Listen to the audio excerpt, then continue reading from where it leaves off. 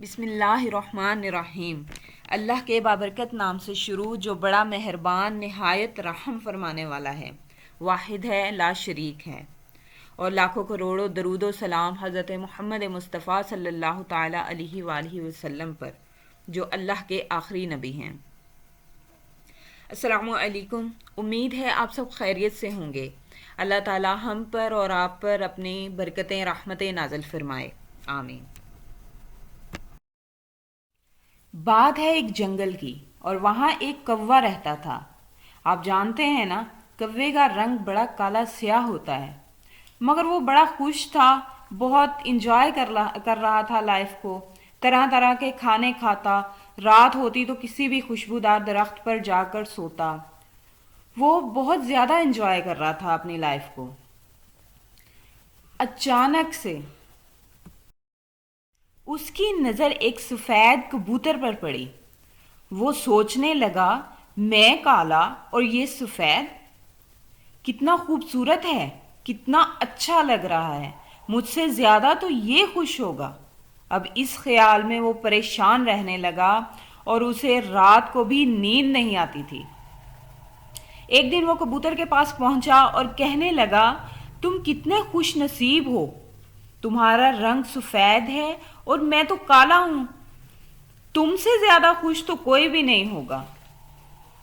کبوتر نے کہا، پہلے میں بھی یہی سوچتا تھا، پھر جب میں نے طوطے کو دیکھا تو میں حیران ہو گیا کہ طوطے کے پاس تو 2 رنگ ہیں، میرے پاس تو ایک رنگ تھا۔ تو طوطا زیادہ خوش نصیب ہے، وہ زیادہ خوش ہے، وہ زیادہ لائف کو انجوائے کر رہا ہوگا۔ اب کوا کبوتر کو چھوڑ کر طوطے کے پاس پہنچا۔ کہا، طوطے، تم تو زیادہ انجوائے کرتے ہوں گے، کتنے خوش ہوں گے تم کہ تمہارے پاس 2 رنگ ہیں، تم کتنے خوبصورت لگتے ہو۔ تو طوطا کہتا ہے کہ میں پہلے تو لائف کو بہت انجوائے کرتا تھا کہ واقعی میں بڑا رنگ برنگی ہوں، مگر جب میں نے مور کو دیکھا نا، تو مور تو کئی سارے رنگ لیے ہوئے ہے، کتنا خوبصورت ہے کہ اسے دیکھ کر مجھے لگنے لگا کہ میں تو کچھ بھی نہیں ہوں۔ اب کوا اڑتے اڑتے پہنچ گیا مور کے پاس۔ مور چڑیا گھر کے ایک پنجرے میں موجود تھا۔ پہلے تو اس نے انتظار کیا، کیونکہ بہت سارے لوگ آئے ہوئے تھے مور کو دیکھنے کے لیے۔ جب لوگ وہاں سے چلے گئے تو کوا مور کے پاس گیا کہ اے مور، مجھے یہ بتاؤ، تم کتنے خوش ہو، کتنے رنگ ہیں تمہارے پاس، تم کتنے خوبصورت ہو۔ مور کہتا ہے، پہلے تو میں یہی سمجھتا تھا کہ ہاں میں بہت خوبصورت ہوں، پھر میں نے غور کیا کہ میں اسی خوبصورتی کی وجہ سے میں چڑیا گھر میں قید ہو گیا ہوں۔ روزانہ ہزاروں لوگ مجھے دیکھنے آتے ہیں، مگر میں آزاد نہیں ہوں۔ اور پھر میں نے بڑا غور کیا کہ وہ کون سا پرندہ ہے جو چڑیا گھر میں قید نہیں ہے۔ تو مجھے سمجھ آئی کہ ایک کوا ہی ایسا پرندہ ہے جو چڑیا گھر میں قید نہیں ہے، اسے کوئی قید نہیں کرتا۔ جب کوے نے یہ سنا تو اسے احساس ہوا کہ میں بھی اپنی جگہ پر خوش نصیب ہوں۔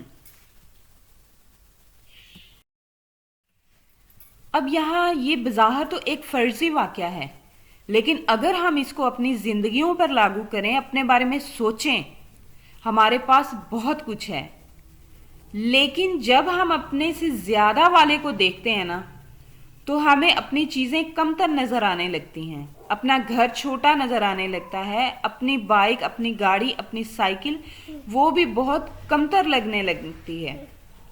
جب کسی کی بڑی گاڑی دیکھتے ہیں، بڑا گھر دیکھتے ہیں، کسی کا لائف سٹائل اچھا دیکھتے ہیں، تو جو ہے ہمارے پاس، ہم اس پر انجوائے نہیں کرتے، بلکہ اس پر شکوہ کرتے ہیں، ناشکری کرتے ہیں۔ اس طرح زندگی نہیں گزرے گی۔ اگر ہم ہمیشہ اپنے سے آگے والے کو دیکھتے رہیں گے تو پریشان ہی رہیں گے۔ اگر ہم سمجھتے ہیں کہ ہمیں لازمی موازنہ کرنا ہے، کمپیریزن کرنا ہے، تو پھر اپنے سے کم لوگوں کے ساتھ کرتے ہیں نا۔ کئی لوگ بہت مشکل سے زندگی گزار رہے ہیں۔ اللہ تعالیٰ نے مجھے اور آپ کو بہت خوشحال رکھا ہے، جی ہاں الحمدللہ، ہم لاکھوں کروڑوں سے اچھے ہیں، لیکن مسئلہ یہ ہے کہ ہمیں تو اپنے سے آگے والوں کو دیکھ کر ڈیمورلائز ہونا ہے۔